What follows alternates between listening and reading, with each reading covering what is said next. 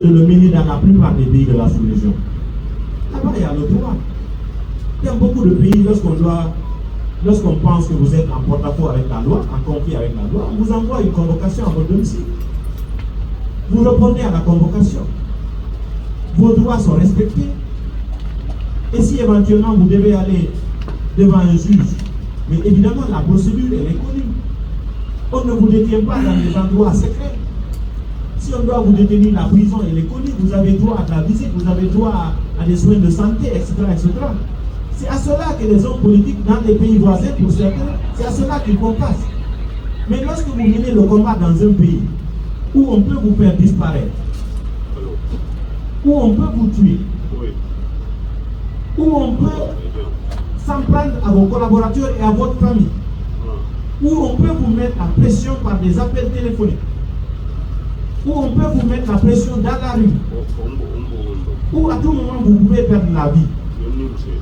Et on ne peut pas faire de la comparaison entre ces deux situations.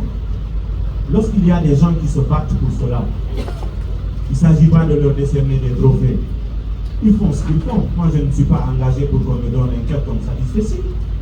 Je me suis engagé parce que je suis guinéen. C'est mon pays. Et je dois faire ce que je dois faire. C'est ma part de responsabilité en tant que citoyen fils de ce pays. Ce que je fais, je n'ai pas besoin de publicité. Je n'ai pas besoin d'avoir des notes pour ça. Je le fais parce que c'est ma partition aussi. Mais cela ne doit pas donner le droit à ceux qui ne font rien, qui ne veulent jamais qu'on avance, de toujours se déresponsabiliser à ne rien faire et faire croire que c'est les autres qui sont les problèmes dans ce pays. Et vous-même, qu'est-ce que vous faites? Quelle est votre part du boulot? Au lieu de tout dire, ils n'ont pas fait. Ils ne sont rien. Toi-même, tu as fait quoi? Ou bien tu n'es pas concerné? Ils ne sont pas plus guinéens que toi. Chacun de nous est biologiquement constitué de la même manière. On n'a même pas besoin d'aller à l'école pour se dresser contre l'injustice. On n'a pas besoin d'aller à l'école pour se dresser contre le mensonge. On n'a pas besoin d'être intellectuel pour être leader. Parce qu'il faut influencer les gens dans le sens positif pour que le pays puisse profiter de chacun de ses citoyens. C'est de ça dont il s'agit. Il ne faut pas qu'on nous distraite. La responsabilité de chacun de nous est engagée. Soit nous faisons ce que nous devons faire, soit nous nous taisons et nous démissionnons et le pays va rester comme tel.